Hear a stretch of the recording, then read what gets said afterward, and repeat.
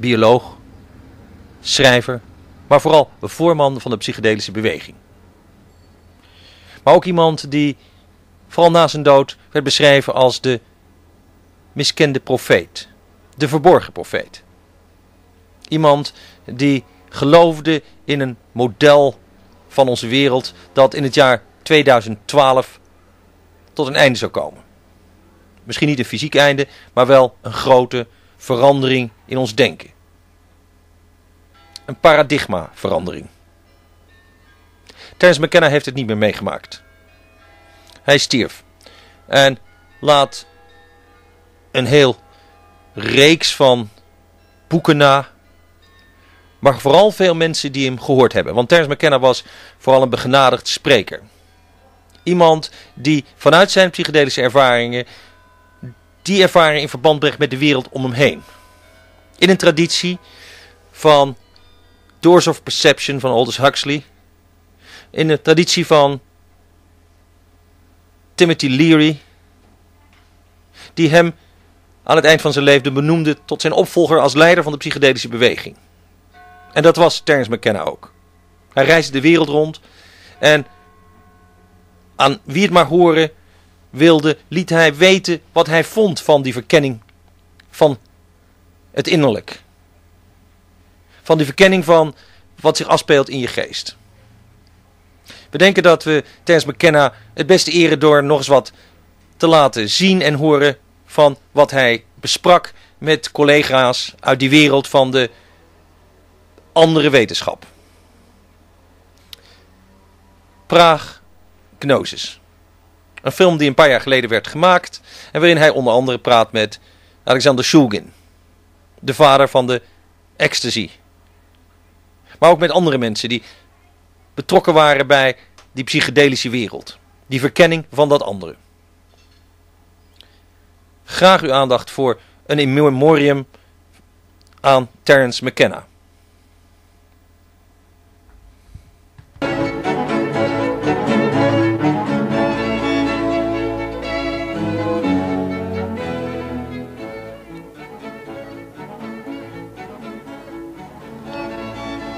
Behind me is the skyline of modern Prague. In the 16th century, this city became an alchemical center and figured in one of the most interesting episodes in the evolution of European thought. Rudolf II ruled from here in a court of great extravagance. And upon the death of the old emperor, the princes of the Northern League met to choose from among themselves a successor. Their choice was Frederick the Elector Palatine, who held court at Heidelberg. Frederick was all that a young prince of the Northern League could hope to be, surrounded by brilliant courtiers, married to a daughter of the King of England. He represented the alchemical hopes of Catholic Europe. And in the fall of 1619, having been recently chosen emperor, he moved his court from Heidelberg to Prague, bringing with him some of the most brilliant occult minds of the era, Johannes Andrei, Count Michael Meyer, the alchemical printer Theodore de Bry. But the reign of the Winter King and Queen, as this incident is called, was not to last. But the alchemical fantasies of Frederick the Elector Palatine of Bohemia and his queen were destined to fail. For by the early spring of 1620, a local bishop had raised an army and had been joined by Habsburg troops who laid siege to Prague. And that siege, after a number of weeks, succeeded. Among those taking part in the siege was a young French soldier who had been wenching and traveling across Europe in the style of the times, René Descartes, destined to be the founder of modern scientific materialism. I like to think that perhaps Descartes actually encountered his bête noire, Michael Meyer, Prince of Alchemists, in the confused situation that prevailed when Prague fell. For Meyer was lost in the siege of Prague, never to be heard from again. It's instances like this in the history of European thought that have inspired a group of American thinkers to form the Bohemian Institute of Prague, a think tank, theater group, and video production center to be established here in Prague and to celebrate the occult and spiritual heritage of this great city, a city which, had its alchemical visions been completed, modernity would have been a far different affair. Alchemy is an ancient art, one of the magical arts associated with dyeing and the gilding of metals, and tracing its origins back to ancient Egypt. But its modern culmination is here in the city of Prague, where in the 16th century, under the patronage of the Emperor Rudolf, the great alchemists of Europe gathered and pursued their art. Including Kepler. Alchemy is more than a technique for the conversion of base metals into gold. It is the culminating metaphor in the search for a union of spirit and matter. And whether or not this union was ever achieved is as mysterious as much of the rest of this ancient city. But whatever the success of the alchemists, they provide us with a metaphor for spiritual transformation that is extraordinarily applicable in the modern era. It was for this reason that the Swiss psychologist Carl Jung made alchemical motifs as important a part of his theory of the unconscious as the contents of dreams or folklore. You see, before modern science, the separation between observer and observed was more naively understood than in our own world. And the alchemist, staring into the swirling content of his retorts and his alembics, was seeing in his own imagination not the processes of natural chemistry, but an intermingling of psychological processes and material processes in a domain of epistemic confusion that we have grown distant from. Nevertheless, the legacy of our own science is one of pollution of the earth, toxification of the oceans. Something has been lost from the Western vision of nature by the exclusion of the notion of spirit. And it's fitting that in an effort to recapture that lost something, we return to Prague, the center of European occult thinking and a beacon to any future thinking on these matters.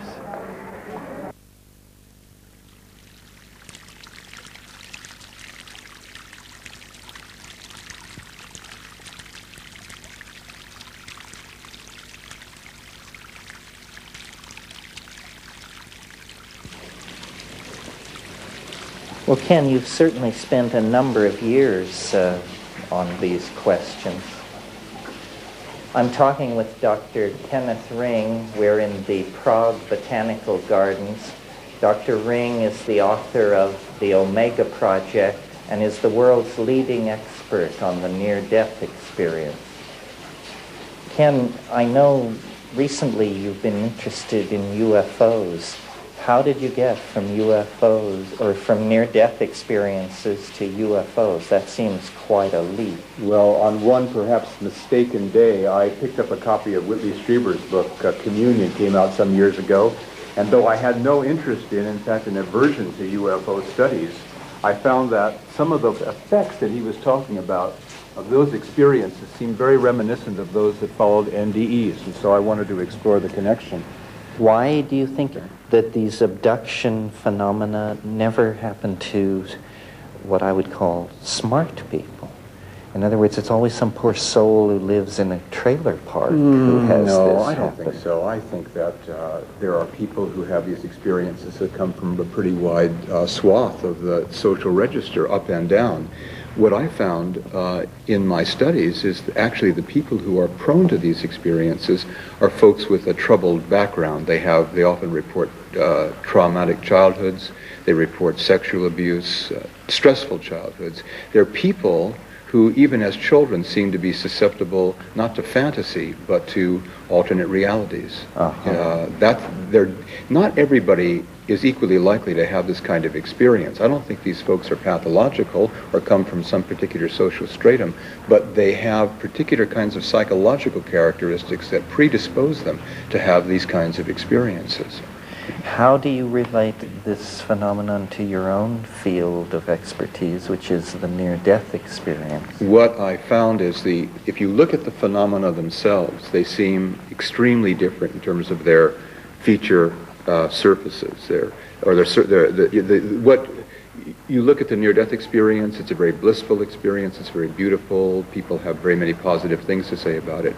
You look at the abduction experience, people are traumatized by it, deeply frightened, disturbed by it. They seem at antipodes, but if you look at the structure of these experiences, the structure is the same. They have the structure of shamanic journeys, of initiations. You're taken from the ordinary world, you're taken to another world, you learn things, you are transformed in that world, and you bring back those transformations with you. What I found was that the same kind of background that's typical for people that report UFO encounters, not limited to, but including abductions, is exactly the same kind of profile that you find for people that have had NDEs, near-death experiences. Same kind of person is prone to them. So I talk about an encounter-prone personality who's susceptible or vulnerable to these kinds of experiences more than the average person. But the key thing that relates these two phenomena, and perhaps others like them, are the transformations that tend to take place in the lives of people afterward. People with both kinds of experiences say afterward they're more appreciative of life, more appreciative of nature, they have a deeper feeling of self-worth, they are more compassionate individuals, or less materialistic.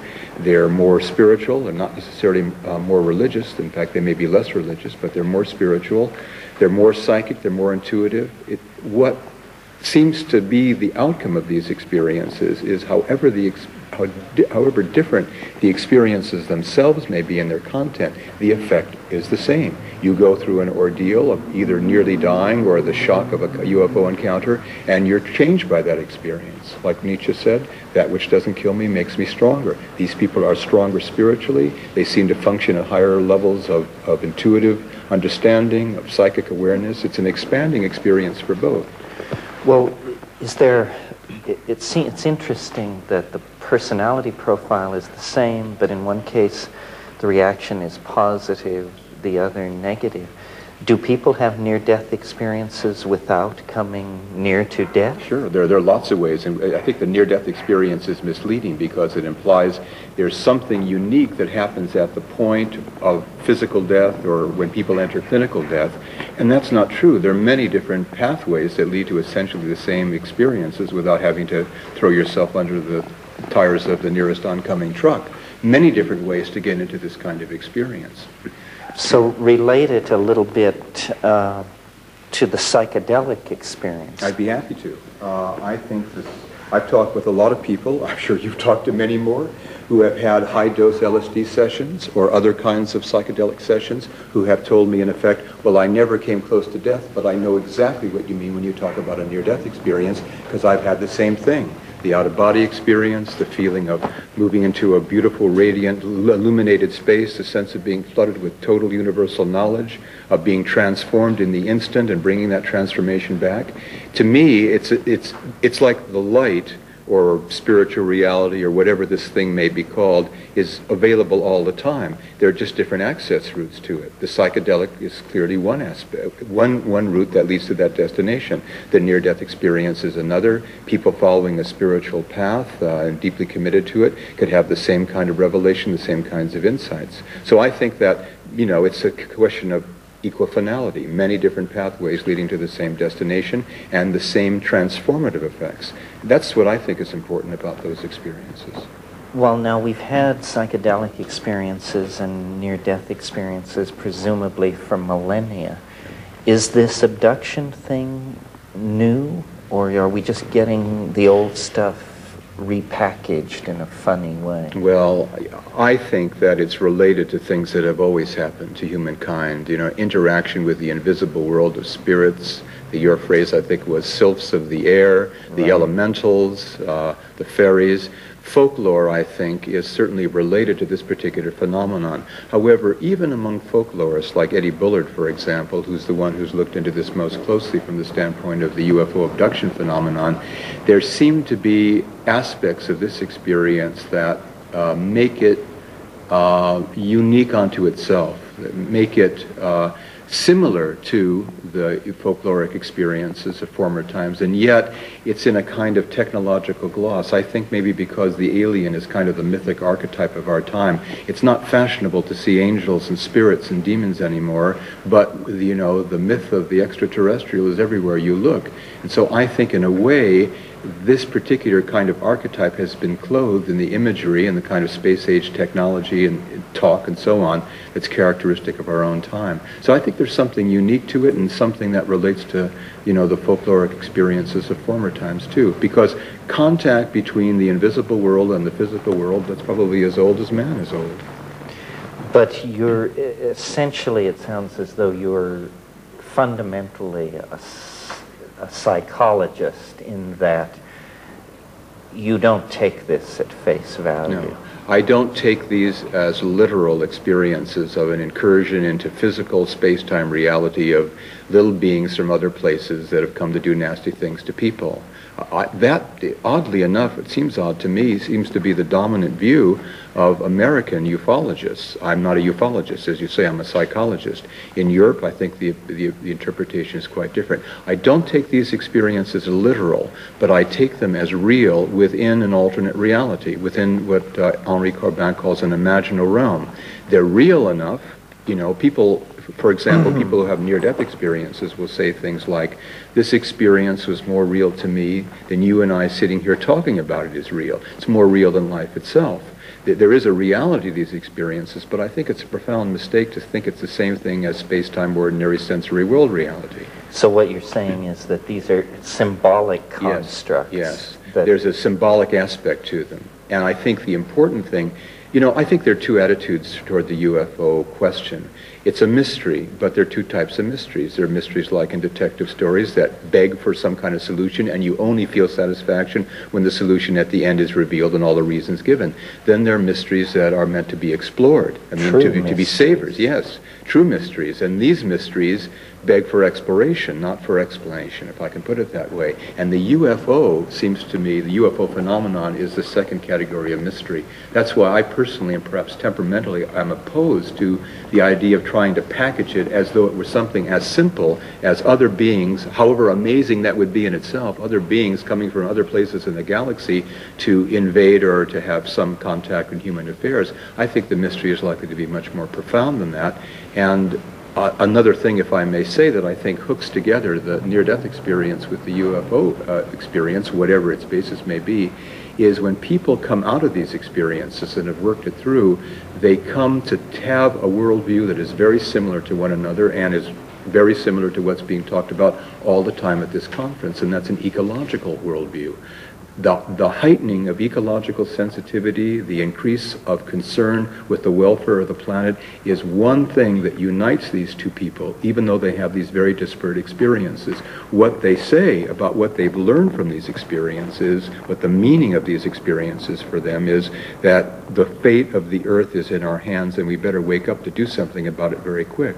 So I see these experiences perhaps being orchestrated by, I think this is similar to your view, perhaps a planetary mind, an overmind, a mind at large, which is in some sense the expression of our deepest yearnings and perhaps our deepest fears that are feeding back these kinds of experiences in the form of kind of archetypal experiences, archetypal images, so as to impress people who might not otherwise be impressed to take the kind of action necessary to correct the direction in which the Earth is heading. So it's a kind of confoundment. Its purpose is to be inexplicable. Exactly. That's exactly how I conclude my book. I say the point of these experiences is to be baffled by them, almost as though they're a kind of a koan that we're not meant to solve, but we're meant to kind of chew over until our rational mind cracks and we begin to think in entirely new ways and hopefully act in entirely new ways. So it's a way of keeping us from closure, Exactly. It's Saying kind of a sort of a deconstruction phenomenon, you could even say. It's saying to us the world is not so simple as you might choose to suppose. Exactly so.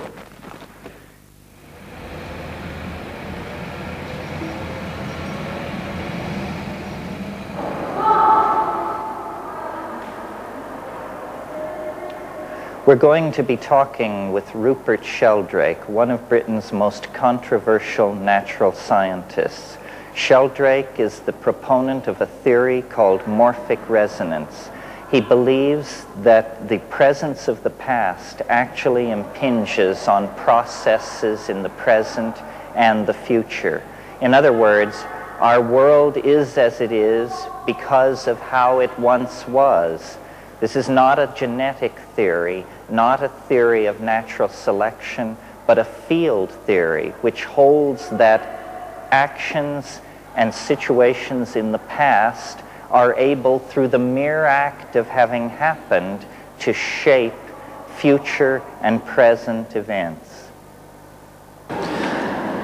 Rupert, this immense Baroque building is the Museum of Natural History in Prague, and I wanted to bring you here because I thought it would be an appropriate place to discuss your ideas, because after all, a museum is a kind of archive of morphology. Exactly. With these stuffed animals and skeletons are like photographs, snapshots of forms frozen. But of course each animal behaves and moves, each animal develops as an embryo to its adult form, and each one evolves. So it's triply dynamic. We have to reconstruct that in our minds. But the whole thing really is a reflection, I think, of the memory behind each species. Each species is the repository of an entire process of memory. Well, now this is the part of your thinking which goes well beyond orthodox theoretical biology. Say a bit more about that. Well, the orthodox view is that all these amazing forms and all the behavior and instincts that the animals expressed were all coded in the chemical genes. So a materialist theory. That's a materialist theory. I think it goes far beyond that and involves a memory of instincts, a memory of behavior, a memory of form. That is not materially based. Not materially based. A collective memory on which each species draws. So here we are in the Hall of Paleontology. This is sort of the archive of all these morphogenetic forms that have persisted through time. Can you say how your notions go beyond Darwinian and Mendelian genetics and evolutionary theory? Well, I agree with the conventional theory that there are genes, they're important in inheritance. They give each organism the chemicals it needs. But as well as that, you see, there's the morphic fields, the organizing fields of these forms. And the forms, like we see in these shapes here, are all determined by the fields. They determine the way organisms develop. These are all extinct types. And I would say that the memory is not only inherent in the species while they're alive, even after they're dead, even after they're extinct, the world is still filled with, as it were, the ghosts of extinct species, memories of species that no longer exist. So the memories of evolution are cumulative, they build up. And sometimes we see in the course of evolution, extinct forms of shellfish, for example, come back again after 10, 20 million years. These are called evolutionary iterations, evolutionary repeats, and they're explained in terms of atavism, the recapturing of ancient memories. But in a sense, you're saying that after the species is extinct, but the fossil form lives on, then it is somehow a catalyst to this recursion of form. There's an entire memory built into nature. The world is, as it were, haunted by the ghosts of extinct species. Each species is influenced by all the past members of its species, but behind that, all the forms that have gone before, which is why, in the course of embryonic development, we see echoes of the embryonic forms of remote ancestors, the way that we developed through a fish-like stage with gill slits and so on. But in a case like that, then How is it possible for new form to emerge at all? Well, this is where novelty comes in.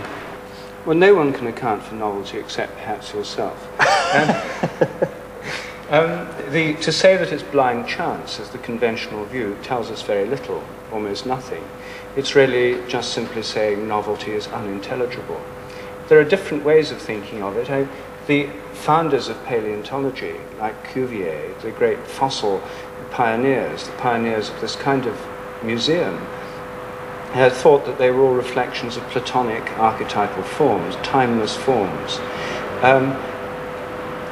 That wouldn't really explain creativity. It would simply say there were pre-existing forms that were merely manifested. Other people would think of creativity as going on as evolution proceeds. So a bird like this didn't exist at one time, then usually by a sudden jump it would appear, and then through repetition would become increasingly habitual, then become extinct, and the potential habits, the memory would persist in nature, although it wouldn't be expressed. Well, tell me this. Do you think that a person holding this point of view has a license for more optimism than people who are trying to operate in the ordinary scientific paradigm? In other words, how does this idea reflect back into the dilemma of the human world here at the brink of the third millennium?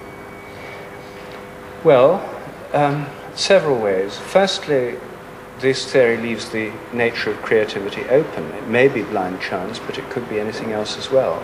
You know, there could be a directing intelligence. All we know is that new things appear. We don't know how they appear. Secondly, it tells us that habit is a very important principle in nature, and it makes us aware of the importance of our own habits, personal and cultural. But thirdly, the theory tells us that when new things happen, by morphic resonance they can spread around the world much more quickly than they might otherwise be able to.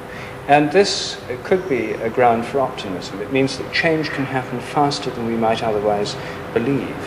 And change, fast change, seems to be very necessary if we're to survive. So what you're saying is we don't have to rely on mechanisms like cultural diffusion or direct communication. These new concepts, new paradigms are in the air, as it were. Yes. And of course we all know about modern telecommunications, modern mass media. But morphic resonance means that new attitudes, new patterns of behavior can spread much quicker than one might otherwise have thought. Well, tell me this then. How is the theory of morphic resonance doing? Is it behaving according to its own predicted trajectory, or is it meeting unexpected resistance? It's meeting expected resistance. I see. But the idea certainly seems to be catching on. I mean, there's a sense in which this idea of a kind of habit appeals to people. People, it makes sense, the idea of a collective memory. The idea that what we learn is like a kind of remembering of what others have learned is intuitively plausible to me and to many other people. And I would say certainly the idea is getting easier to explain than it was when I first thought of it.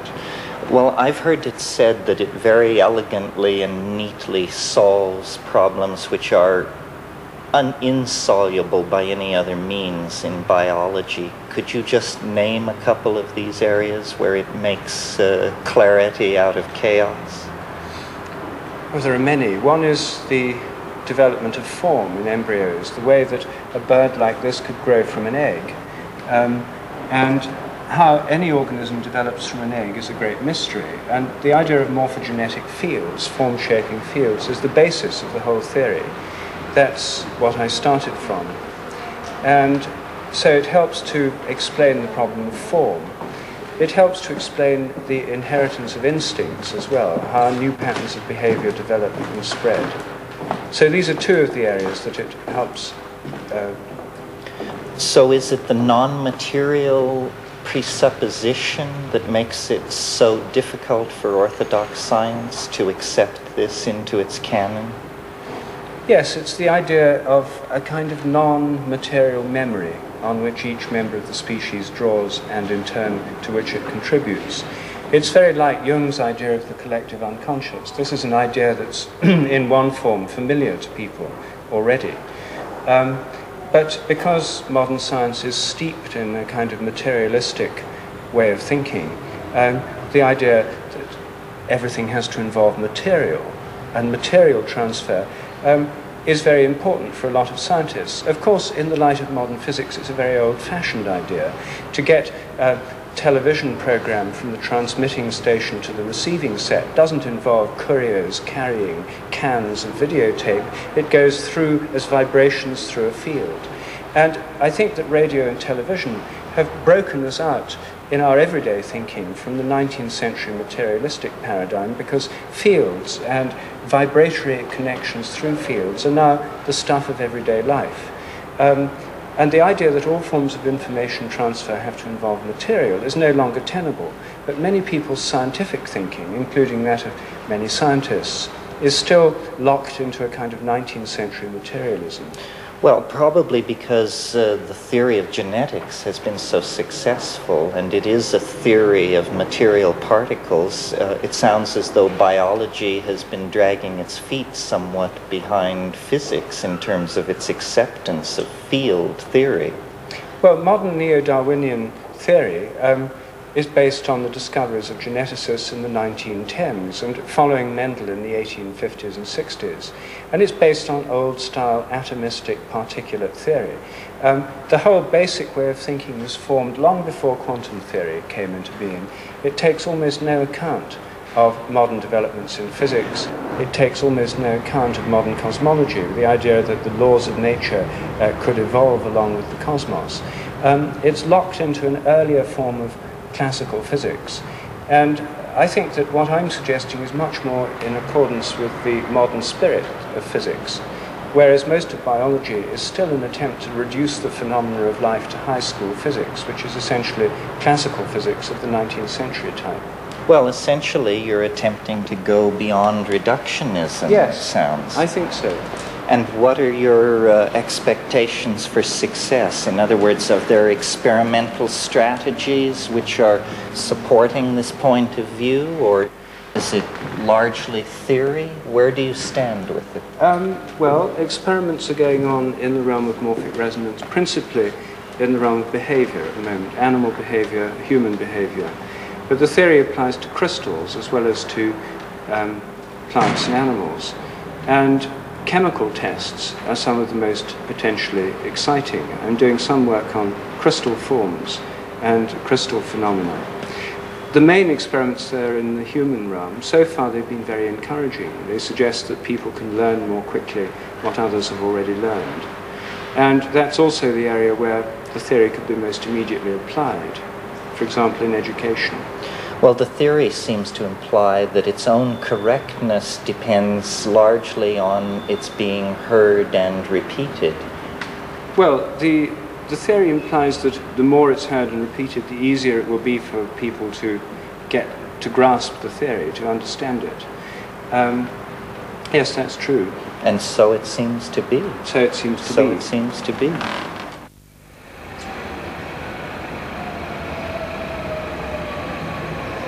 We're in Prague's Museum of Natural History, talking with Jill Peirce of London, England. Jill is an expert in Mongolian overtonal chanting. So Jill, tell me something about your work with sound. Well, I'm trying to, I like to think that to re-enchant means to make magical through chanting. And what has happened to our society is we've become disenchanted, which literally means that we've stopped chanting. And this has been a gradual process in what we call the developed Western society. The more developed our society, the less we chant and sing. And chanting is a very powerful way of healing and a way of tuning ourselves, with our environment, with our family, with the sacred place, with the sacred time, keeping us in tune with all our environment and with God. And we stopped doing that. We started to stop doing that when we stopped believing in God. You know, when we started measuring things in the 17th century, and we found that it felt better, and we felt we had more control by measuring than we did by chanting and by praising God, by petitioning God, and by participating with God, which are the three ways that we've always made a reciprocal relationship with he or she who seemed to be in control of our life and destiny. And when we stopped doing that, because we felt that counting gave us a greater sense of control of our environment and meant that we ourselves had a greater chance of survival. But why this particular Central Asian shamanic approach to it? Well, what's happened now is that what we found is that science, since the 17th century, the development of science, the direction of science, has quite far from giving us the control that we thought it was. It's led us in an unprecedented way to be, and only through science, to be less in control of our environment than ever anybody has ever been. We have never been in such a dangerous situation. We have never been so vulnerable, and this is entirely because of science. And so all the control that we thought we were gaining has actually turned out to be quite the reverse. And so we are completely out of control. And so we again have to find out, how do we do it? If science has failed, what other ways may succeed? What other ways can we again create a reciprocal relationship with this great and powerful force? And so we have to look at the old traditions, and do we go back to being good Christians, good Hindus, good Muslims, or good Jews, or do we try and, if we're a Hindu, become a Muslim, if we're a Buddhist, become a Christian, if we're a Christian, or do we try and reinvent it all? Or the problem really is, what song do we sing? And so what I've tried to do is to find a way of chanting which is deeply cultural. It comes from Central Asia, and in particular Mongolia. But what I think is so extraordinary about this way of chanting is that it deals with sound, with the harmonics of sound, which is a way not of culturally dividing the octave, which is what all other forms of music have as their central core, which is that if you divide the octave, this is a cultural affair. How you do it differs whether you're Indian or whether you're Western. But what this is based on the harmonic series, which is simply a way of making our own geometry audible. It's a way of allowing us to hear in a sonorous way our own structure. And this is a profound recognition. It's a profound remembering, because we are hearing what we are. So it's a kind of organic music, or organic sound. Absolutely. It's the most organic sound, because we're making audible our biology. Well, I brought you here to this wonderful Baroque room because I was hoping that perhaps you would honor us with an example of this, since I'm sure it's easier to hear than to describe. Yes. Do you think you're up for that? Yes. Okay, my dear. Please, have a go at it.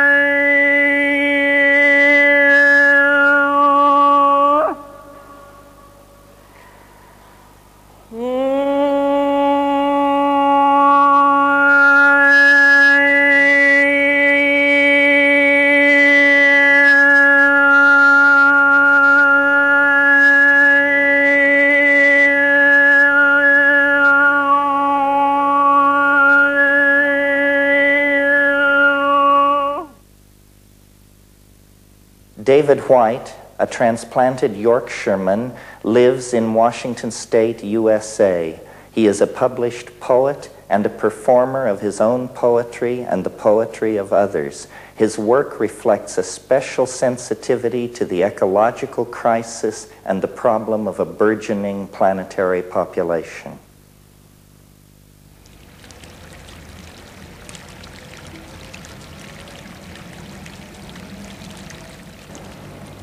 You mentioned this concept, the ecological imagination. Yeah. So obviously this is sort of the distillate for you of Yes. some of your thinking. Yes. So say something about it. What is it exactly? Well, it's an imagination where the image itself has many different realities constellated within it. It isn't an image that you're trying to impose on the world. It's an image that's received after you've remained quiet and you're willing to pay attention to the miracle of creation as it is. Now, that miracle may take the form of despair and alienation, as it has over the last 60 years, but you pay attention to it. You know, we live in a monocultural society where you plant wheat in one field and you spray down on either side so you get one crop. And the soil, which comes from the same root as the word soul, suffers as a result. You know, in the eastern Palouse of Washington State, they've lost 25 to 50 feet of topsoil, you know, through intensive mining, almost mining agriculture. You know, here we are in the Botanic Gardens in Prague, where plants have been brought from all over the world. In some ways, it's a wish by humanity to recreate the beauty and imagination of the rainforest, or of an ecology that where things fit together exquisitely. Mm-hmm. And we have this inside us. We have this patterning, this understanding that the world fits together absolutely exquisitely, and we have a possibility of fitting together too. So the poet remains silent, looks out at the world, receives all the images that comes in, and tries to say the one word that represents the whole ecology of everything that is received, and hopefully will give birth to that world in the word, in the line. This suggests somehow that the word is made flesh. Or in your metaphor, the flesh is made word. Yes. Yes, or the word is made ecology. The word is made ecology. Well, so this is an aesthetic of nature, almost Emersonian in its scope. This is a far cry from futurism or the glorification of the technological that a lot of 20th century poetics has been about. Yes. Do you see yourself as a part of a conservative impulse in poetry or a reforming impulse? How does that work? No, I don't see it as being conservative. It may be looked at that way from the areas of art which, say, Andy Warhol inhabited, where the whole emphasis was on the latest wave that was breaking on the shore. Fashion. Yes, fashion, and the whole sea that was behind each wave as it came upon the shore was ignored. And so I think what there is now is a resting back, a swimming out, a diving down into that sea to re-establish our eldership. I think much of what's happening in the 20th century is a re-establishment of eldership. I mean, here we are in Prague. Prague has been asleep almost like Rip Van Winkle for the last, 40 years. Anyway, 40 years, possibly longer. And it's awaking again, it's awaking, and there's so much awaking in the world today. And I think poetry has always been the art where you remind people of what life is about and what is essential to it, and what's, as Pericles said, what is sweet and what is terrible about life, that you have to know both those things. And the poet ignores neither. So hopefully it's not the kind of conservatism where you're trying to go back to some Edenic, Rousseauistic past where everyone can gather under one oak tree and discuss the problems of the village. That's never going to happen. But the poet he does not hide, or she does not hide the beauty of life, and does not hide the alienation. You know, this century we've had tremendous emphasis on looking into the cracked mirror of alienation and saying, look at where we are. I mean, Eliot's The Wasteland was all about that. But there's another side to it too. You can only do that for so long, otherwise you have no more impetus to go on. That there has to be, let's go up here. Yeah. There has to be some kind of healing. There can only be so much of this existential angst and Well, you see, Sartre, he came up to a tree, you said, and he put his finger on the tree and he says, He said, life is absurd because I cannot understand that tree, I cannot get my soul into that tree. Well, the Zen patriarchs have been talking about this for 1500 years. And you weren't supposed to get your consciousness into the tree. You were supposed to pay such tremendous attention to the tree that it came to find you. Yes, in the Sartre end. said nature is mute, which Yeah. is to me one of the most amazing statements any 20th century philosopher has made in terms of defining alienation. I think that would have to be it.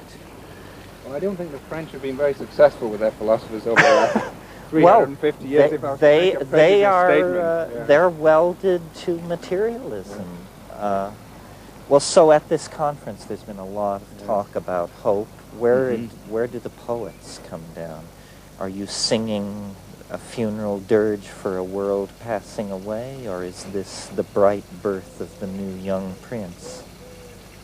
Well, hopefully, hopefully neither in some ways, because you simply have to speak life as it is. So at this time we're speaking tremendous change. We're speaking the stakes are very high. You can fail in life. An individual human being can fail in life. A species can fail in life. I mean, in some ways we always live out our destiny, no matter what we do. It just depends what level you want to live out that destiny. Do you want to live out your destiny on the level of frustration? Because you can do that. Or do you want to step further and deeper into it? So poetry always says the stakes are very high. And it relies on the fact that life itself is magnificent. You speak about the magnificence of life, not in a Pollyannish sense, or in a sense in which you're going to ignore all the difficulties and terrible beauties of life, but in the sense that it's magnificent because you can fail at it. And we as a species can fail. So the hope of the poet is that you can speak to the magnificence of life such that people will be reminded that life is magnificent and you can fail at it, and the stakes are very, very high, the stakes of your life. So that's almost a bardic manifesto. Well, do you feel moved to speak some poetry? We'll move from talking about poetry to speaking poetry?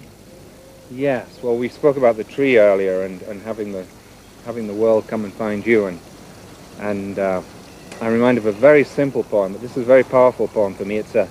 It's a teaching story, actually, out of the Northwest Indian tradition, where the story is there to tell a young boy or girl what to do when they're lost in the forest, or to answer the question. You know, when the young boy or girl asks the question, what do I do when I'm lost in the forest? The elder tells this story.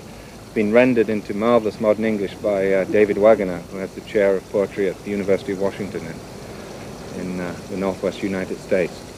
And it's a very simple poem called Lost. And here it says, take the burden off your shoulders, basically, this story. And he says, the young boy or girl says to the elder, what do I do when I'm lost in the forest? And the elder says, stand still.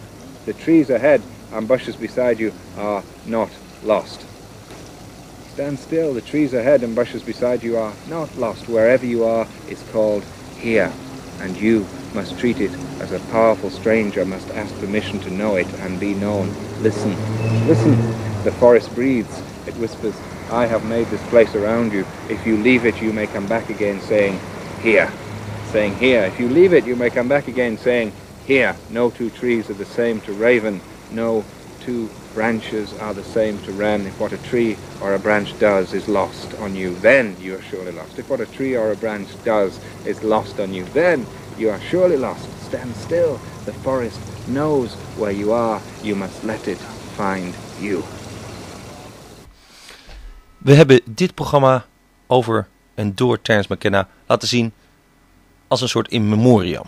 Want Terence McKenna overleed op 3 april 2000. Praag, Gnosis.